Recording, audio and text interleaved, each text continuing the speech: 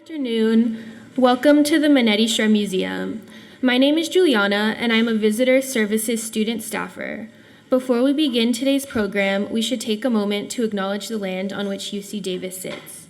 For thousands of years, this land has been the home of Patwin people. Today, there are 3 federally recognized Patwin tribes: Katchil-Dihi Band of Wintun Indians of the Calusa Indian Community, Quetzal-Dihi Wintun Nation, and Yocha-Dihi Wintun Nation. The Patwin people have remained committed to the stewardship of this land over many centuries. It has been cherished and protected as elders have instructed the young through generations. We are honored and grateful to be here today on their traditional lands. Thank you.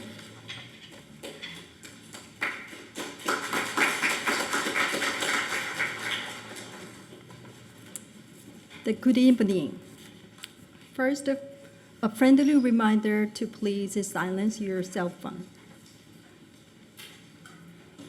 Okay.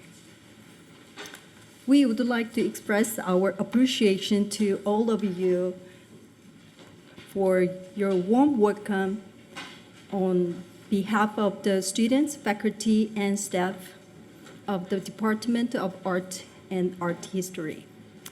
Thank you for joining us today. My name is Hong Min Yu. I'm second year graduate student in Art Studio. Tonight marked the beginning of Art Studio 2023-24 public lecture program, which include the Art Studio Visiting Artist Lecture Series, the Betty Jean and Wayne Thibault lecture series, and the California Manetti Shrem, where's California Studio Manetti Shrem Artist Residency. Today's lecture is the part of the California Studio of Visiting Artist program, supported by UC Davis art benefactor Jane Shrem and Maria Manetti Shrem. The program plays a vital role in enhanced studio art education at UC Davis, fostering connecting across academic field and the promoting meaningful discussion about contemporary art. We eagerly anticipating the year ahead and talk from California Studio visiting artist Hito Styler, Georgia McKinley, and Kote Ezawa. To start, I want to express my gratitude to John Shrem and Maria Manetti Shrem for their visionary support of the art of UC Davis. I would like to thank the Manetti Shrem Museum for hosting the lecture. Finally, I would like to thank Art Department faculty for their hard work working in organizing these programs. I'm excited to introduce the 4-quarter Manetti Shrem California Studio visiting Professor Katya Grokhovsky.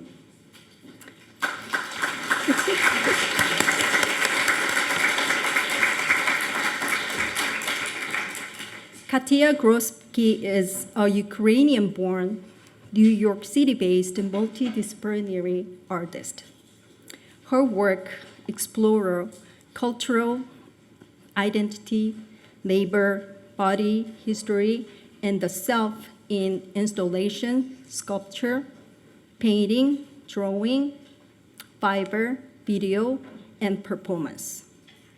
Grokhovsky is a recipient of numerous awards and fellowships, including the Elizabeth Foundation for the Art Studio Program, FST Studio Project Fund, Brooklyn Art Council grants, and New American Fellowship. She has also been an artist in residency at numerous institutes. Her work has been exhibited internationally and nationally, most recently at Smack Mellon, Queens Museum, and Brick Biennial. Grokhovsky is a founding director of the Immigrant Artist Biennial. She created inaugural exhibition in 2020 across numerous New York City venues, including Brooklyn Museum. Grokhovsky received her MFA from the School of Art Institute of Chicago. We are honored to have her here with us today. Please join me in welcoming Katya Grokhovsky.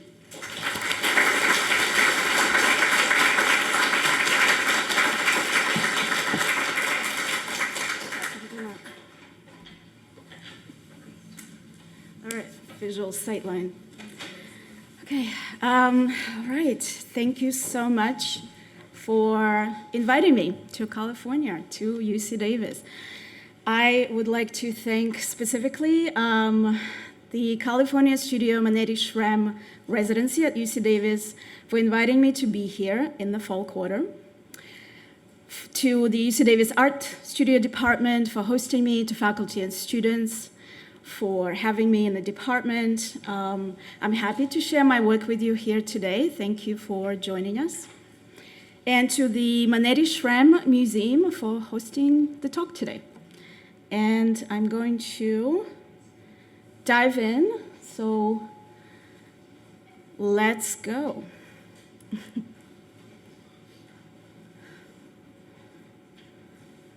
Let's get rid of that.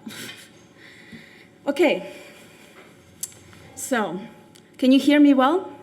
Yes, great, all right. How can art practice reflect a life of migration, of adaptation, of seeking, of nomadic journeys, and ongoing uprootings? How does one deal with autobiography, an archive of an immigrant like myself?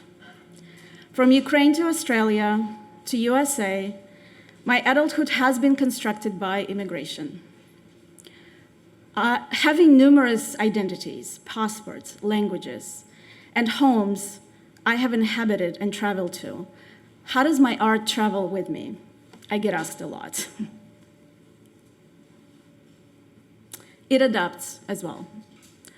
Home for me is a moving target, and it never fully stabilizes. And so my work doesn't either. One sculpture, which you can see, is created as a flat pack IKEA, stored flat in my storage, reconstructed in numerous ways. Recycled, recut, restructured, salvaged, represented again and again and again. A rolling stone, it sheds its old skin and gathers a new one, just like myself. Found objects conjure fragmented memories, collaged fabrics onto a drop cloth used in many residency programs as I nomadically practice around the world. I salvage, repurpose, restaged childhood moments lived in Ukraine through performative games, inviting my family, inviting my parents, who you can see in the projection over there. I try to bridge the gaps between artistic life across the ocean from my parents who live in Australia as an only child. Once a year, if I'm able to, I travel to Australia, I dress up my parents, I make them helmets, I make them costumes, and I put them in my work. They now ask every year, what are we going to do now? And if I don't make a video once a year with them, they're very, very disappointed. They now respect what I do. It took me a while, but I convinced them. And so their meaning of home is also very fluid. Although they live in Australia since '92, when we came from Ukraine to Australia, they're consistently destabilized. And for the last year, or more than a year now, of course, as the war unfolded in our native Ukraine, they felt even more stabilized. And so I made this work that it's a year old, but I find quite meaningful to my practice now. They felt safe in this work. We played a game, and accompanied by sourced sounds of sirens, of news, etc., from the war at home.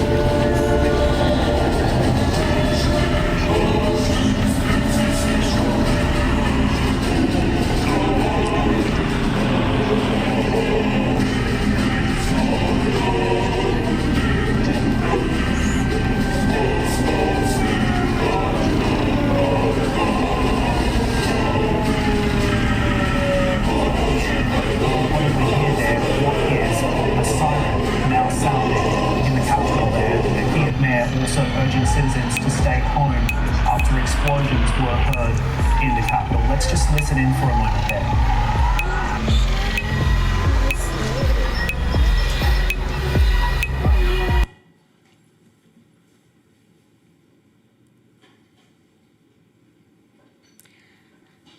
I activate the spaces I construct with my body.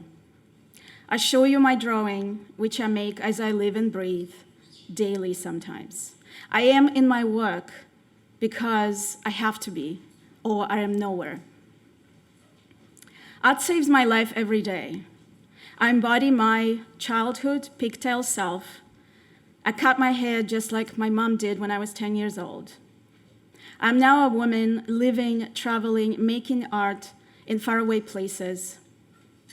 Is it what you hoped for? To be somewhat at home, I perform. Characters emerge as I am a collector of materials, identities, memories, moments, places, sites, materials. They live in liminal spaces between memory, reality, past, present, and future. They move freely in space and time without borders, as I am not. I build worlds for them, containers to inhabit, and I migrate them from place to place, from installation to installation. They are many of me, they are my family, my mother, my grandmother, and many generations before me. My materials come from Amazon, the street, thrift stores, eBay, residency programs, exchanges between friends and family. There are toys, found fabrics, broken domestic objects, found paper, natural materials, plaster, wood, cement, beach balls, balloons, teddy bears, paper plates. I have used it, you named it. I excavate family archives. as an ongoing archaeological dig. I print childhood photos on canvas, trying to collage fabric, mix media around my photographs, trying to establish something, trying to find a narrative, a lineage, and continuity that doesn't exist in my life. I ask, what if I have never left the country where I was born? Who would I have been? And because there's an ongoing war, would I still be here in front of you talking right now? Would my family be alive? So I'm an immigrant and I'm alive. I'm in the West, am I safe? These are questions I ponder when I make work in my studio and on sites in installations like these, where I bring a lot of materials and I place them around the gallery, I inhabit the gallery, I live there sometimes, I try. I ask for permission, sometimes I don't. I live in longing and imagining, sometimes in between feelings, in between identities, masking, constructing, existing between systems, ideologies, falling through, failing a lot. I have been deemed an alien, a non-immigrant, an immigrant, an extraordinary ability alien, a foreigner, something, something, something, always something else, something other than. I use felt, parachutes, brooms, I print on fabric, I create soft structures to envelop myself in, to care for myself.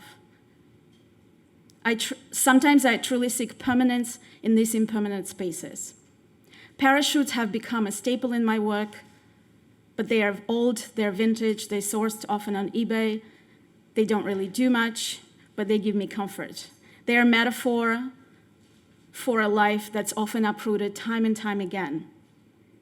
Sometimes I'm afraid that the question, the answer, and the statement of, you have to go now, we must leave, will arise once again. The fear is always there. Once an immigrant, always an immigrant. Objects of manual labor, of endurance, of sports, of abandoned activities speak to each other in my work. I try to push them together. I often experiment too much. I break things. Rage is in the objects. What is it like to be in these spaces? I must inhabit them again and again and again. So I invite artists, students, colleagues to play in these spaces, to create rituals, to inhabit, to create a home for just a tiny moment. I stomp, I clap, I make noise.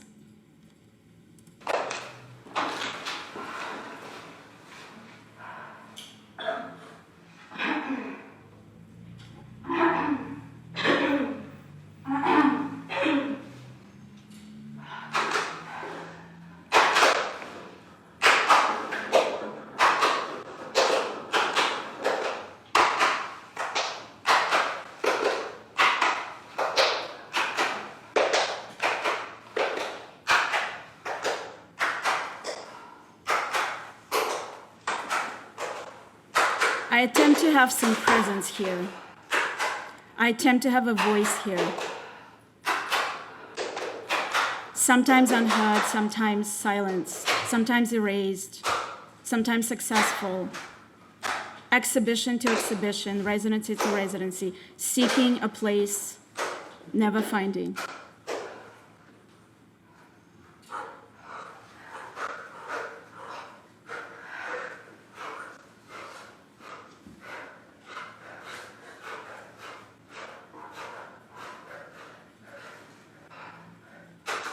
Will there be a knock on the door? Will there be a piece of paper? Will there be a phone call? You have to go now.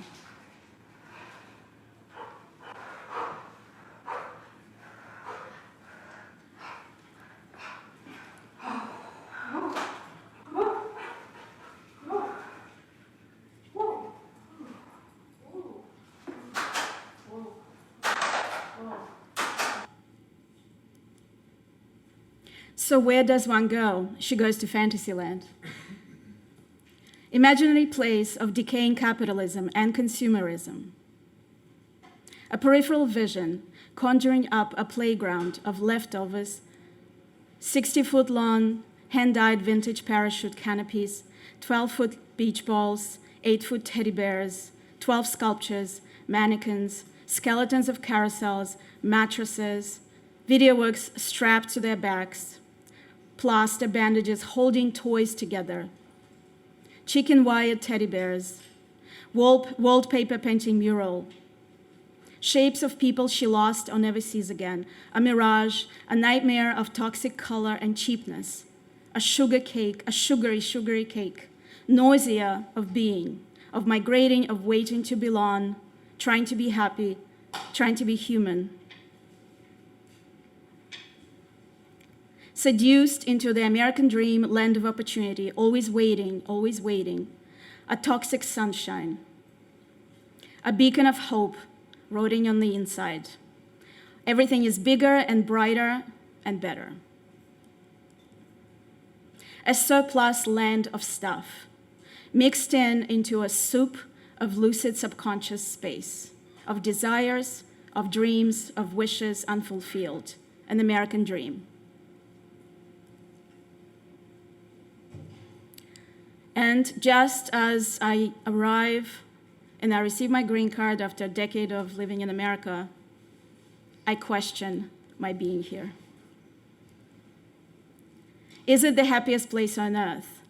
A Disney-ish space I create, an opus, an operatic orchestra of all my work, a decade of migrating, of trying to be an artist in this country.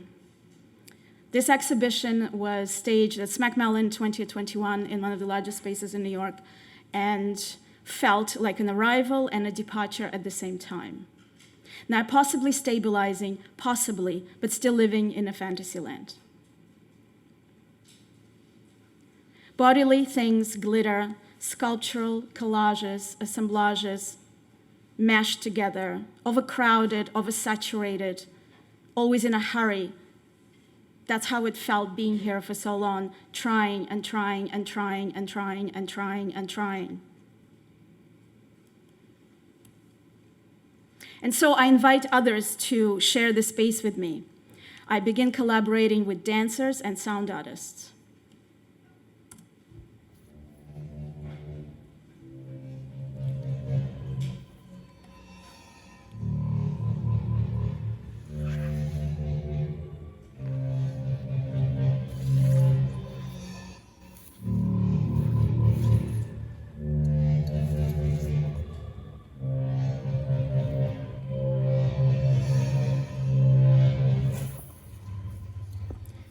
We rehearse together, we occupy the space, we inhabit it, we give it sound, we give it life.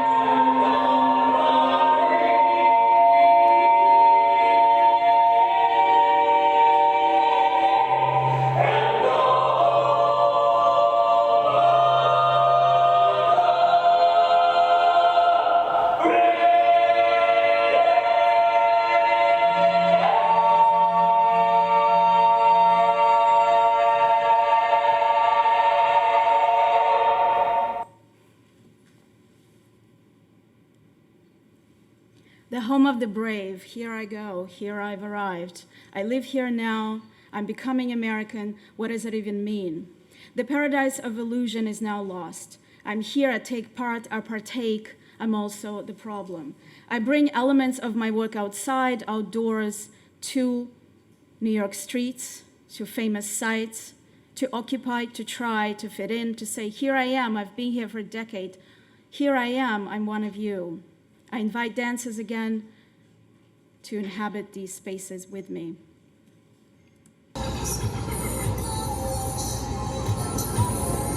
Now I'm really seeking community. I'm seeking hope. I want a family, I want friends, I want to belong. But the feeling of being an outsider is always with me. I make a wish and hold on tight.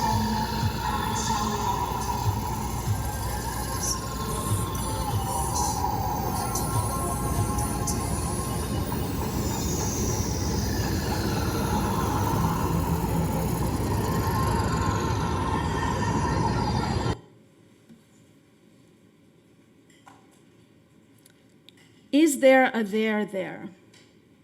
Handwritten letters home on reconstructed parachutes, hand-dyed and braided yarn billow in the wind in my favorite city in the world. The city of my dreams, here I am, but all I can think about is my family.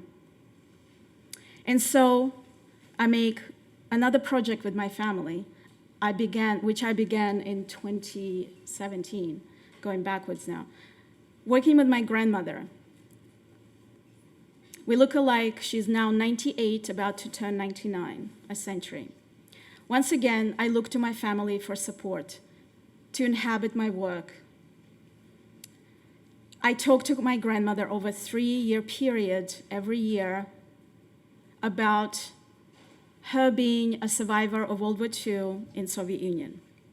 She never talks about it. She experienced extraordinary trauma. We as a family are alive because she survived. But it's something I could never understand, never worked with, never dealt with, and I wanted to now. And so I speak to her as she sits on this couch and tells the most horrific stories and difficult narratives of being an immigrant in Australia without English and without her community. Как психологически, как Да. я чувствовала себя там. Ну, там родная атмосфера, всё Родная знакомо. атмосфера, родной язык. Вот. Пусть уже, я тоже уже была до пенсии, но тем не менее, как-то воспоминания, все такое связано с жизнью там. Очень жалко, что там сейчас так плохо. И в Украине, и в России. Да. Обратно не хочется? То нет, куда ж мне, там никого нет. Никого даже. нету. Там никого, ни родных, ни близких, никого уже нет, все разъехались. Ну просто вот, я понимаю, там плохо сейчас, но вот навестить страну. Никого там нет. Я уж не говорю, что ни квартиры, ничего. Ну да. Единственное, что там могила мужа, больше ничего. So in response to her narratives, it took me a long time, but I created a sculpture, a couch, which doesn't function as a couch, which can barely contain stories and narratives. It's a bursting couch. And it holds so much we all hold. Confused textures compete, paint, toys, recycled teddy bears, found fabrics, scratched, destroyed, restructured, repurposed. There's a lot of emotion in my work which I hide in my materials because I rage in my studio. It's patched up, it's salvaged, resalvaged, restructured, sewn, resewn, destroyed, etc. Sometimes there's literal blood in my work. Sometimes there's tears and sweat. My hair.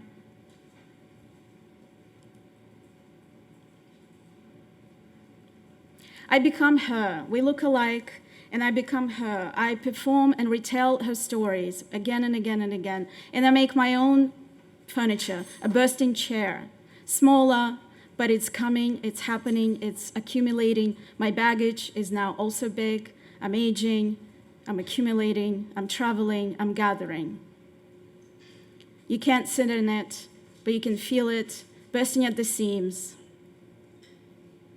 A lot of my materials shouldn't go together, but they go together. And so how do I contain all this? This practice that I perfected, failed at, triumphed over a decade of practicing in America now. How do I support myself? How do I seek out communities? I construct games, performative games. Because once upon a time I didn't speak English, and sports and games is a universal language. We understood each other through observation, through physicality, through body language. So I create these games. Some of them are so absurd and difficult and funny. And we perform them live as we lift these excruciatingly difficult structures, 6 teddy bears, chicken wired together, plastered. We break them as we play, we scream to each other, we bleed onto these sculptures, and we are happy. And when I say we, it is an artist community around me. Because they're the only people sometimes I had when I couldn't leave the country around me for support and care. And so humor is a vessel, a vehicle in my work. It carries so much for me, and it's a crucial, crucial element on immigrants' life. It's funny, it's absurd, a lot of my work is sinister, it's nightmarish, it's an 8-foot teddy bear standing on an umbrella pole, and me trying to solve the problem of it standing up and gravity. I don't like gravity, we battle each other all the time. And I win, I figure it out. But often, at the expense of many, many issues and problems and accidents. I have many wounds. But I don't mind. It's my work, it's my life. Art is life, life is art for me. I don't separate. So I create these playgrounds, and they look childish and toxic. These beach balls from Amazon that are 12-foot radius, 6-foot radius, 8-foot radius, these teddy bears. Why? Sometimes it looks like a living room. Again, these are places of inhabitants. These are places I'm seeking. My childhood is erased. I barely remember it. The places where I grew up are bombed. So hence my consistent, ongoing attempt to establish something, even for the moment of an exhibition. Exhibition to me is extremely important. You see, I have a lot of presentations, exhibitions, not just because I want to have a career, as I do, but because they're also something I inhabit and construct, and something I am extremely passionate about. Something where communities gather and take place, something where friendships ignite and unite. Art for me is a communicator, and it's a platform, and I treasure it, and I will fight for it. And of course, I also, in my work, often think of labor, of immigrant labor, of domestic labor, of invisible labor, especially in the art world, but also in this country. Who cleans? Who is behind it all? Who's there when the work has to be cleaned, has to be looked after? Who's there? An army, an invisible army. I think about my parents arriving in the country. None of us spoke English, and we had to do a lot of manual labor to survive, as a lot of immigrants do in the world. So I perform, I inhabit my own exhibitions, sometimes when there's no one there. You don't need to know, you don't need to see it, but it's there. You are aware there's an invisible labor happening, 12-hour performances, sometimes without any audiences. Yes, I put a video camera there. I want to have a memory of this, but I also have a memory of this in my body. I don't eat for 12 hours. I don't go to the bathroom. I am something else. I'm a creature in this space.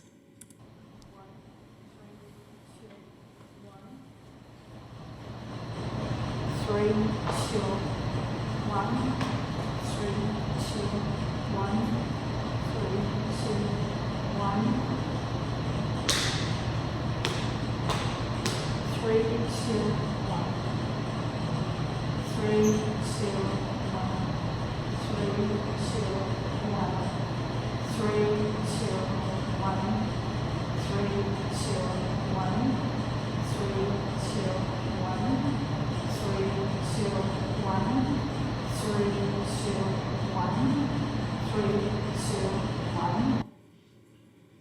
I count the hours, I count the minutes, I create an energy field. I often think about these performances, which no one sees but me, which I experience and they always live in my body. What does that even mean? I'm not sure. I have no answer. I just do them, I feel them. They're in the objects which are in the exhibition. I was there, I was part of this. It's something that is part of my life and part of my art, and I won't separate it. So I didn't grow up, of course, with shopping malls, consumerist culture. I grew up in gray Soviet blocks. Color was Western to me, especially this kind of color. Toxic, cheap, online shopping. And so I oversize everything. If it's a teddy bear that I wanted as a child, it's going to be 8 foot. If it's a beach ball I never had, it's going to be 12-foot radius. Why? Because I am in a bigger, better country right now, I think, apparently.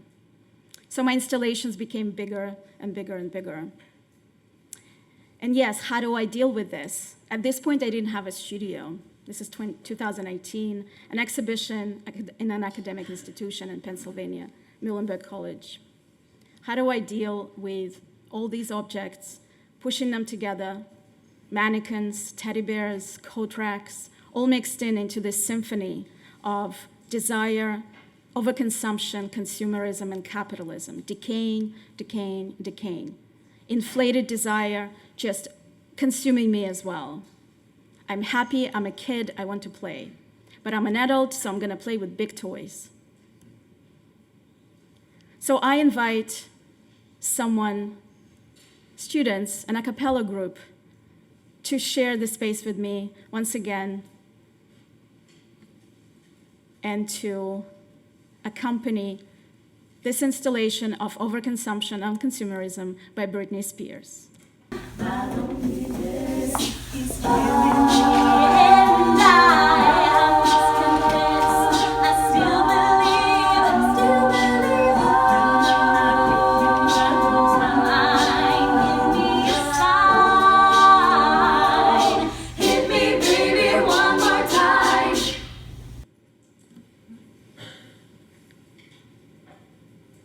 So I still believe in finding a home for myself, finding a home for my work, but it keeps traveling, it keeps being destroyed, reconstructed, remigrated consistently. I'm not sure if I can ever stop because now it's an addiction, and I go on thinking that I'll be practicing like this for the rest of my life. Maybe I will, maybe I won't, but this is the way I do belong in this world. So I find communities everywhere I go, or at least I try to. Through my work, through my practice, through my desire to connect, to belong, to be part of this country, part of this soil that I stand on, even though it's completely foreign to me still, and it will always be foreign to me, always. So part of my desire to do that is to support women, to support young artists, to try my best. And so I gather and we raise our voices. We take out a decaying, deflaying beach ball from my installation. We take it to the lawn of college. We pass it to each other, and we scream our names to stabilize our existence here and to not be erased. Christine?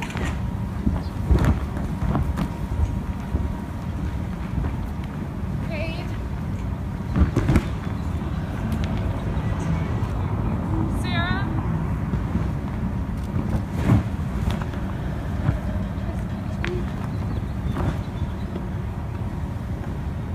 Katya?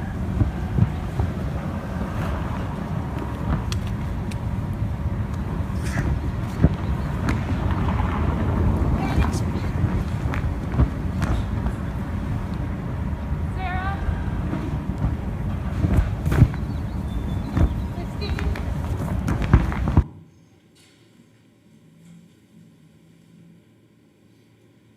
And so I construct teams, I create teams. I do open calls for other artists to join me in futile actions to clean installations, to clean these futile objects, these pool toys, these beach balls, these deconstructed installations that travel from place to place. We clean sometimes for hours, sometimes with audiences, sometimes for videos, sometimes just for each other. We talk, we laugh, and sometimes we're silent. It's absurd, it's funny, it's dark. The colors are seductive, but yet there's a real undertone of sadness and also belonging to each other, of thinking we matter, no matter how futile and invisible our labor is and how sometimes erased our voices are and our bodies are policed and controlled. Again, here, a literal past, a not shopping center, a gallery now that used to be a shop, where I bring shop mannequins, deconstruct them, play with them, restage, repurpose, destruct, and clean again. I've often been asked about all of my work being non-commercial and anti-capitalist. And yes, I am living in full capitalism, and I learned all about it by living here, by absolutely inhabiting it and understanding survival that depends on it, especially artist survival. At the same time, I have tried my best to establish the practice which allows me to believe in the process and not the result, to believe in the making and not the product, to truly be an artist. And I'm not sure I'm successful at it, but I try and try. And yes, I sell my work, but it's difficult. So sometimes I truly rebel. And I think my whole practice is a practice of rebellion. At the same time, sometimes I really ask my immigrant friends, my immigrant artist friends, to have a ball, which what you're looking at is an immigrant ball. It's a performance, 3-hour durational performance at Flux Factory in Queens, New York, with 8 immigrant artists and debauchery. We created ball gowns out of a previous artist installation with blankets, cardboard, found objects, up to a point where we all collapsed in this mess, and we invited the audience to join us, and we truly had a ball. Dancing to classical music in these heavy, heavy garments that we just created on site was one of the highlights of my practice. And so who am I in this? I am this. This is a deconstructed persona that I created in 2017. This is a bad woman. She was created in 2017, post-election, and she keeps living in a variety of iterations. She has given lectures, she has been given solo exhibitions, she has traveled to art fairs, she has walked down the street in this mask, in these costumes. She is deconstructed IKEA furniture, she is my grandma's fur coat, she is my mother's 90. She is many generations before me and after me. She is your worst nightmare and my mouthpiece.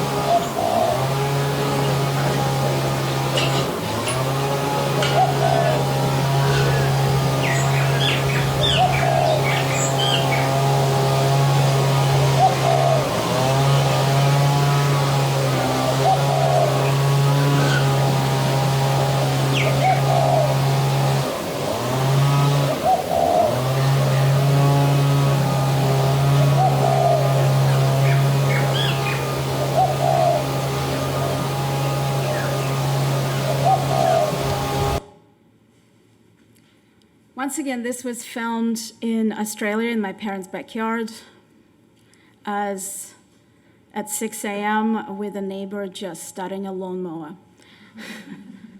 So you can hear, so I just amplified it. You can hear Australian birds in the background, and it is a suburban area of Melbourne where my family lives, where all of the objects in this video and in this exhibition come from my parents' house, from my student days, the IKEA furniture. The fur coat is my grandmother's, the nightie is my mother's, the parrot thrifted, curtains are my dad's sister. Everything I touch here is family, and this piece is very dear to me. The character of Bad Woman has given lectures in this kind of context, in a mosque. The mosque doesn't have an opening for the mouth, so she speaks from behind the mosque. It's eerie, it's difficult to hear, but she's screaming usually. And she's, I think the lights just went on, sorry. Oops. Yes, anyway, so this character had to be retired for a while because she performed quite a lot and she traveled a lot. I also, when I say she, I separate myself from her, although of course she's my alter ego. But when I am her, I am quite different. I guess I lose a little bit of English, which I am very, very interested in that space. What is that space if I didn't leave? What if that space still existed? What if I didn't understand you anymore? What if I was standing here, not understanding, not speaking? I wouldn't be here, of course. But that space can never be for immigrants. That space, once you learn the language, once you learn English, you always know the language. So I did a performance once upon a time in my undergrad. One of the first performances I ever did was trying not to speak any English. And of course, huge failure. I tried not to understand, but I really wanted to go back almost to a sacred space where all I could do was observe and be nonverbal. So a lot of my characters like this, which is a Sisyphean character, have no face and have no mouth, have no eyes. They are masked, they're numb, they exist in futility, sometimes for hours, sometimes in these spaces which are abandoned, sometimes completely unseen. But that's how I'm surviving. That's how I am practicing. That's how I am managing to go on, because I need these spaces. This had an audience at some point. This is also a museum exhibition with an abandoned site as an off-site of the museum in Hudson Valley.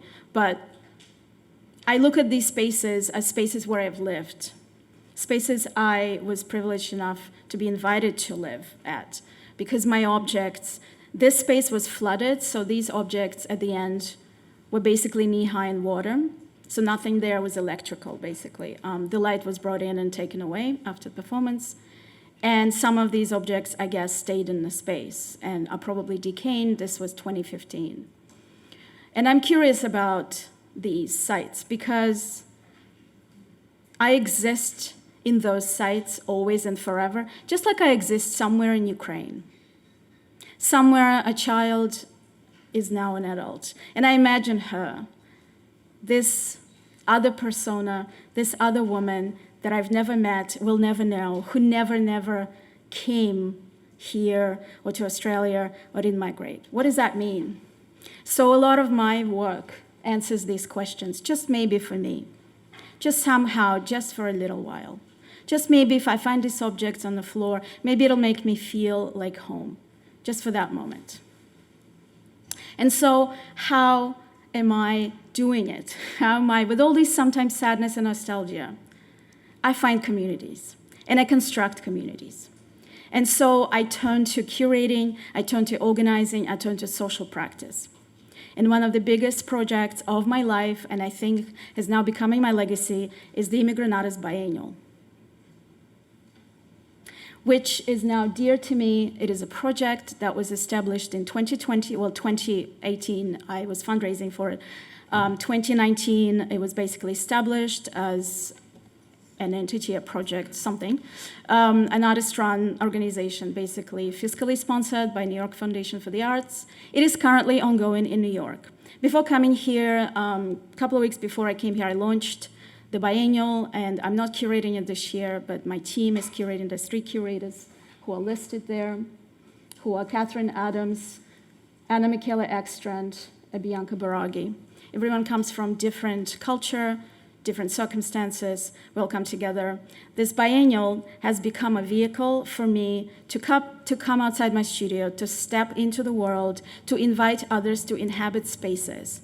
I activate a lot of galleries, a lot of residencies I personally have inhabited. So everything I do is personal somehow. In some way, I've lived it.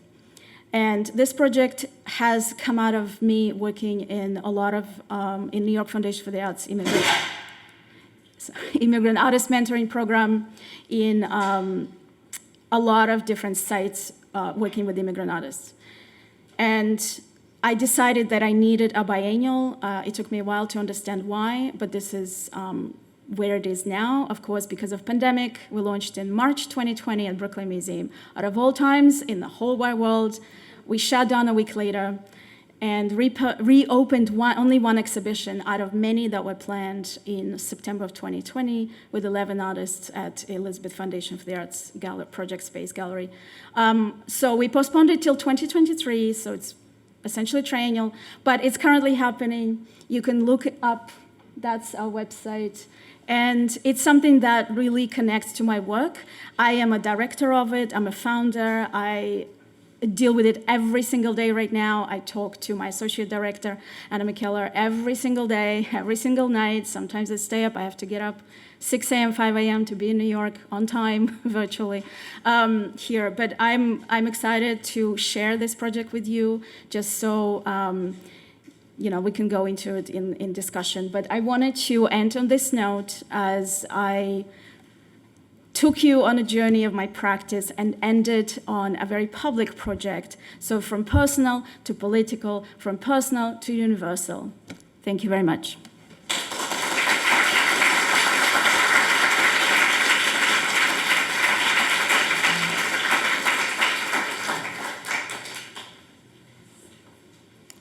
Is there? Thank you so much for your lovely lecture, Katya. So we're ready to take any questions. Feel free to ask. Just got to get closer.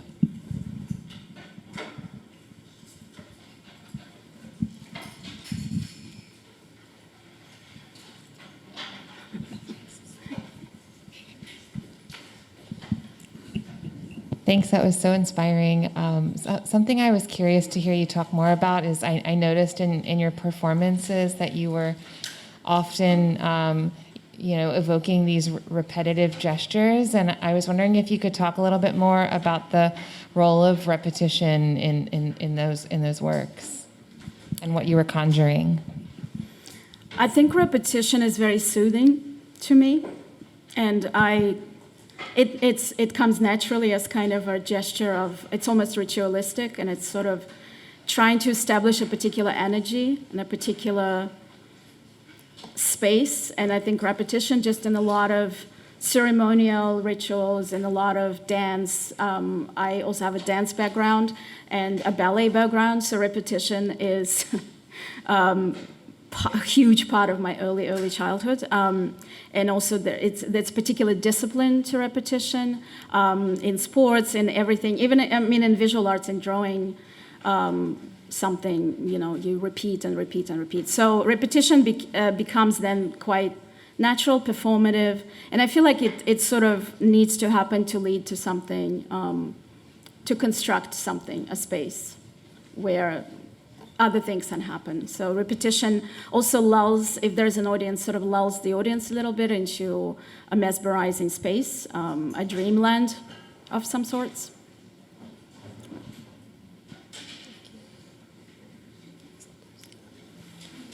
Beatrice, yes. Thank you for the beautiful presentation. so inspiring and beautiful, and I will have lots to think about.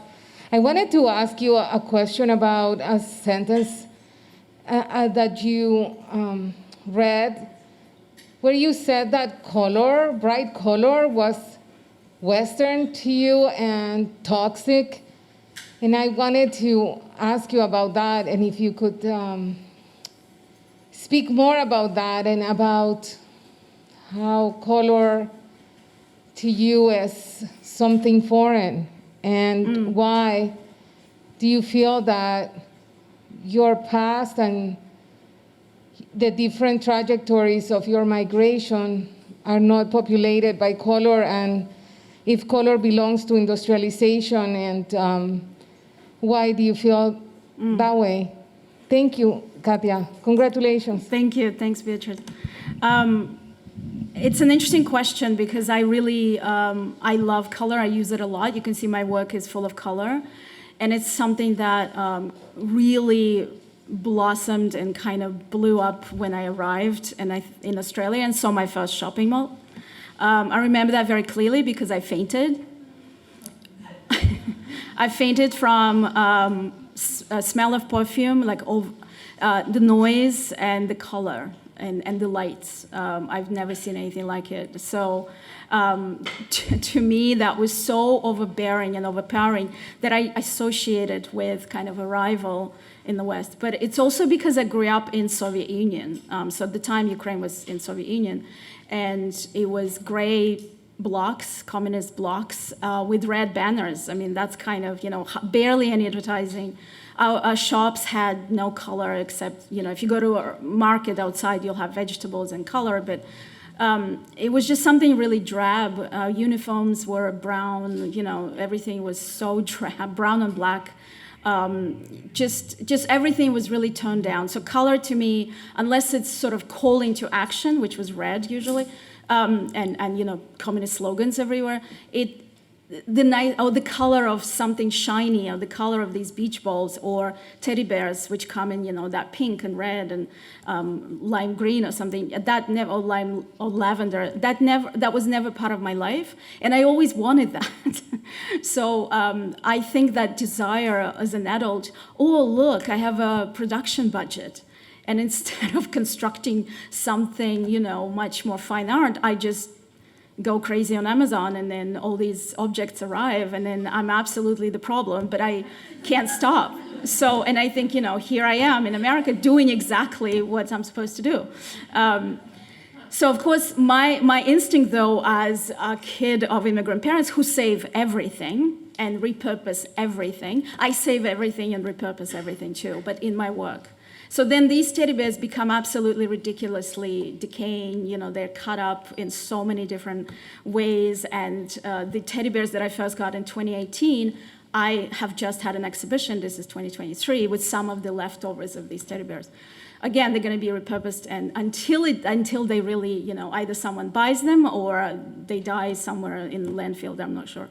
But so to me, color, this particular color too, if you see a lot of my work has this really toxic color, which I call toxic because it's particular, it's primary colors, it's generic, it's something I was craving, and I thought, that means you have money, or that meant you made it. So there was like a lot of propaganda, of course, in my head. But also we had black and white TV, so color was not, I remember watching 90210 on in black and white from stolen cable that we all watched. And that was kind of, oh my God, but imagine it in color. So once I saw it in color, I was absolutely blown away by, the beach and the blue skies, and here I am in California, thinking about that. So it's almost like you open your eyes and it's Technicolor. It's from black and white to color.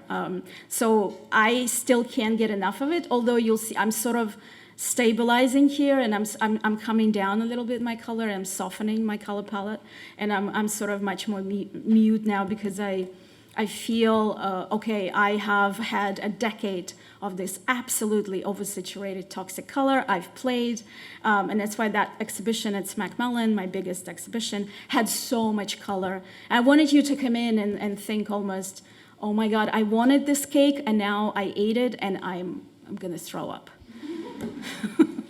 That's the feeling I almost have now that I overdid it with color. So changing it up a little bit, but that's why it's in my work, and it's a particular chapter of my work, I feel, which I had to get it out of my system. That makes sense. Hi. To what extent, for your pieces or for your physical performances where you're alone with your work, to what extent is that like choreographed? Because I assume that there's a feeling that you want to get across, but also you want to live, or I don't mean to put words in your mouth, but like the want to live in the space, these liminal spaces that you create. So the question is whether I choreograph my movements? Yes. No, but I mentioned dance earlier and living in spaces. So dance, of course, is hugely dependent on space and choreographing space and body in space. And so installations to me are choreographies with objects and paintings with objects. So when I inhabit, it's just extending that choreography. So I sometimes just would stand next to an object and feel I'm choreographing the space with my object as an installation and inhabiting, but I'm a living, breathing person. But I said a few times where I'm a thing. Sometimes I'm an art object. Sometimes I go into a zone. I've established a particular zone in performance where I'm absolutely somewhere else, and it's my favorite zone to be in, and that's why I could do 12 hours. Because when I'm counting, that's a trick to lull your brain into submission a little bit, to override anxiety and nerves, and fear and hunger and etc. So I've established these kind of spaces of almost, it's meditative, it's meditation, it's almost like floating a little bit above the ground, and just kind of, when I'm there, I often don't remember what I did, but then that's why the videos are a really crucial part of my practice. I have a huge library of, when I show the little rehearsal with the dancer, I have a lot of rehearsals. It's like I rehearse, but I never repeat the same thing I rehearsed in live performance. It's just me trying to be in that space. So even rehearsal is already performance for me. It's not really rehearsal. So I take it more as living live art than dance or theater, but it's in my practice. I worked in theater too. I worked in a variety of jobs in many, many, many places, just trying to understand where my work can fit, what I can do. I have sewing skills. I have a fashion background as well. So it's all in my work, but I take it as it's just a space where I can play, and my body is just there to be in this space. So I take it, it's a home that I built for myself, even for a couple of days sometimes. It's something become really important to me, because I get often asked, why are you always in your work? And I'm like, but it is me. My work is me is my work. I don't feel, when I'm like currently, as I'm standing here, my studio in New York has open studios, and I feel the connection. There's objects and paintings there, and I'm like, I am there too, because that's me. That's my blood, sweat, tears, literally sometimes in my work, because I often cry when I make my work. It's just, that's how I am. I'm alone in my studio, and I have to get it out of my system. But so performance is just extension of that, and these emotions can happen in performance, but I do have movement in my body. I have a lot of training when I was young in ballet and dance and gymnastics and Soviet style, everything, ice skating. I mean, we tried it all. But I was discovered I was a visually gifted kid, so I went to art school for children and all sorts of things. But on the road there, I was tested for everything, because they've tried to find the next Olympian, right? So in Soviet Union, and I didn't. I failed at everything except visual arts. So they put me into academic style, that whole history. I also have that in my training. But thank you for that question. Hello. Hi. Wow. Thank you for that enlivening and extremely helpful talk. Not only helpful for artists, but I feel that your work speaks to me as a person with desires and with fixations, and who is compelled like by things that I might not want, like that I maybe were assigned to me by my time and place. And I see you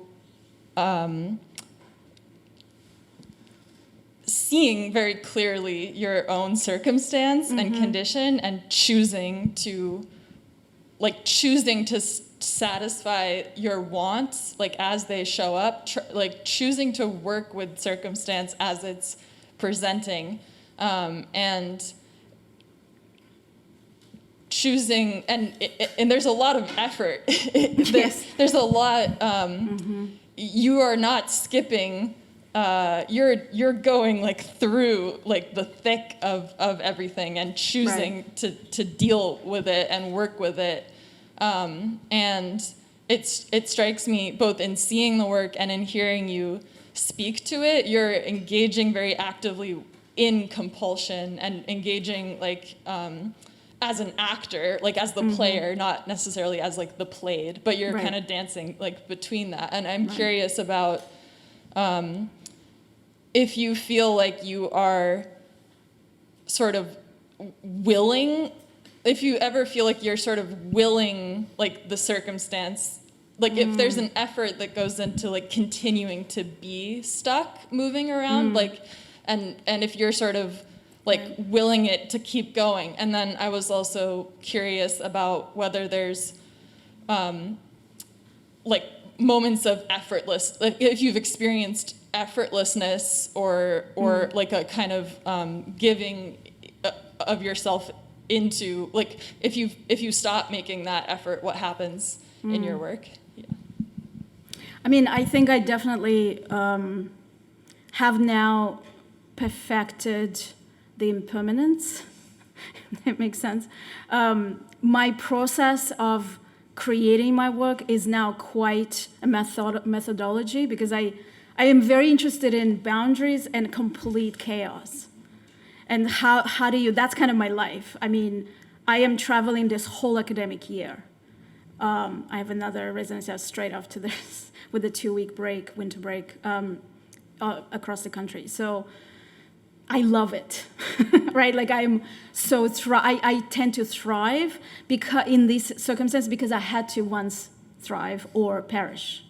Often as an immigrant, you either you don't have a choice. You have to learn the language or you perish. As often what my grandmother was saying, and I mean, she arrived to Australia when she was in her 70s. Of course, she's not going to learn English. It was impossible. So, but that makes her completely separate from society. And it's, to me, that was the greatest fear when I arrived. So I also want to say that I had a much thicker accent when I arrived to Australia, and I took lessons. A lot of us do. And we, we do the, a lot of us take lessons, a lot of people that, and especially when I came to America and I started teaching, I think I was teaching assisting in grad school, and I was told to open my mouth and, be more American, and I took lessons online to do that. So I got rid of quite a bit of what you don't hear. You hear a little bit, of course, and there's Australian and all sorts of things. So there's this constant adaptation and layers of being told, you're not quite. So if you don't, what happens then? And I always wanted to be someone. I wanted to also, I'm an only child, as I mentioned. My parents live in Australia, so I'm constantly proving to them that it's okay. I'm okay. I'm fine. Look where I am. So it's almost constant proving. But for me to do that, I have to constantly push to the next level and push and push and push. So I'm used to constantly adapting and pushing without having much choice. Because, of course, there's always a choice, but to me, it's not a choice. So I made myself like I'm high overachiever, all sorts of things, whatever you want to put a label on, call it ambitious, overachiever, etc. But to me, it's survival. Because I was also told when I was young, if you don't achieve, you don't have a good education, you're perishing. Because it was really tough in Soviet Union, in Ukraine. And there was constant, you have to. So I'm sort of used to quite actually a disciplined approach. But within that, I want to have as much freedom and compulsion and desire and be actually an adult, I don't know how to, because there's a lot of childish things, but there's sort of, as an adult, I'm sort of almost looking back, what didn't I have? Now I can have it. Now I want it, I'm gonna play with it. Why not? Why not deny myself? So there's these constant, pretty kind of disciplined, almost military-like existence that I had in Soviet Union to now being on my own. I still have it in me, and that's why I'm actually quite disciplined in my work and quite organized. Otherwise, I couldn't run a project like this. So this is a huge amount of lifting that I did in the beginning on my own. I'm running a team right now from across the country, dealing with a lot, and I'm fine with that because that's something I also thrive through is challenges. And as my dad always says, you're gonna put yourself a fence and you're gonna climb over it, you're gonna be happy. So I build that fence, right? And I climb over it, or a wall, or whatever. But when I climb, like, oh, look, but where I ended up. So yes, there's also, I feel like I do that in my work all the time. I make myself sometimes learn new disciplines, constantly collaborate with, new kind of mediums and think differently. At the same time, I have my compulsions and I'm obsessed with certain, like I love fabric. I will always be a fiber person because I have my first degree is in fashion design, so I absolutely can sew, I create my own costumes. That's a love that's in me and in sort of my fingertips. So I'll never let that go. So certain things are always, we all have our own specialties and kind of obsessions, but that's more of an obsession, fabric and toys. I'm constantly collecting toys. If my students have seen me collect little toys everywhere, that's kind of part of my being, that I need something to play with and my hands have to collect. So it's a kind of a compulsion. At the same time, I'm also very disciplined. When I have to leave here, I will be quite disciplined in what I'm taking, what I'm shipping, what I'm discarding, what I'm donating, because that's also a huge part of my practice. So it's constant, and I will be so quite attached. I get attached immediately because that's part of once being detached dramatically. I'm not going to tell you that I was detached from my dog, but I was.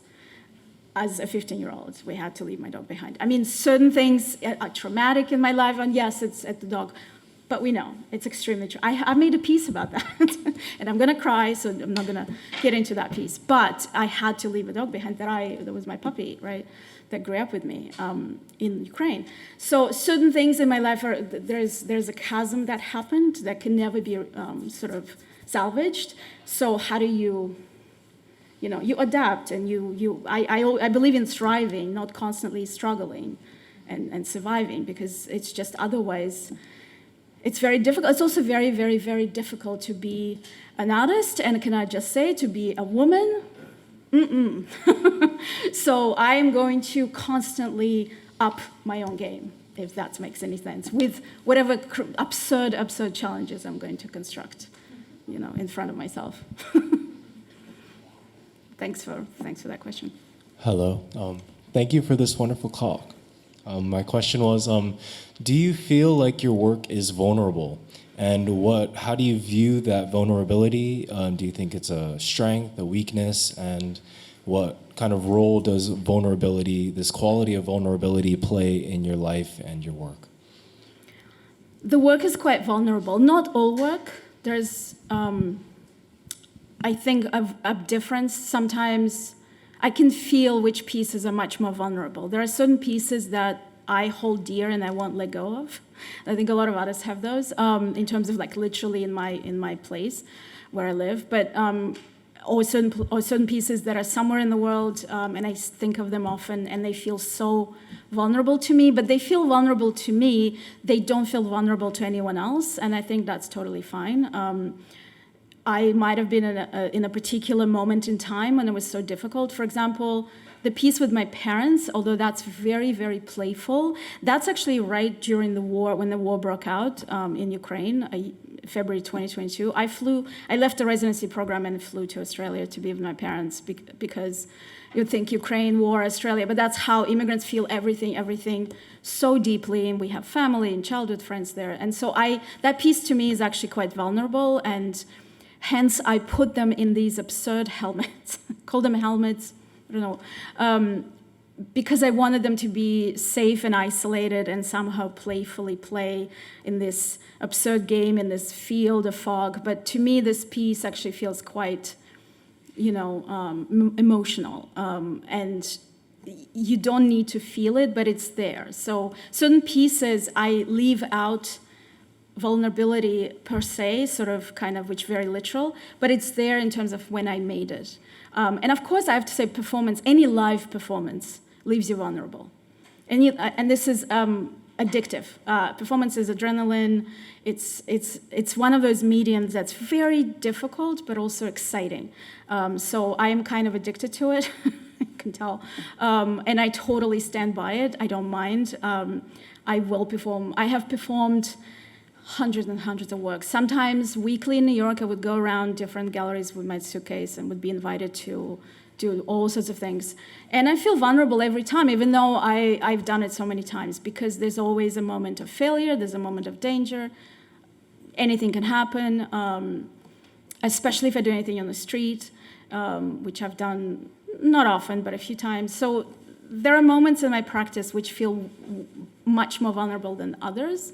And some pieces are much more protected. So I feel like I've protected myself here way more. So they're more kind of, I guess, layered, and I've built them up so much that they're sort of almost, I don't know, boarded up somehow. But the vulnerability is this core, right? Like this little thing inside. I do believe in being vulnerable as an artist, but I also believe in the right way of being, like how and when are you vulnerable, or how and when are you able to protect yourself. Hence, communities to me are very important. Artist friends, artist families, projects like this, where communities rally around each other and can support each other if things really happen. Because especially working with immigrant communities, we're constantly dealing with all sorts of things. So I've been in situations of really difficult vulnerability, and not speaking the language once upon a time. Now, difficult to imagine, but it was really, really difficult. So if you ever travel to countries where you don't speak, you understand. You're quite vulnerable. And at the time, in the 90s, we didn't have phones. We were just, trying our best. So my parents doing their best for me, and I'm trying my best in school and all sorts of things. So being constantly, every day vulnerable builds you up and your strength. And I think the work then is stronger as well. Thank you so much. Your generous answer, Katya.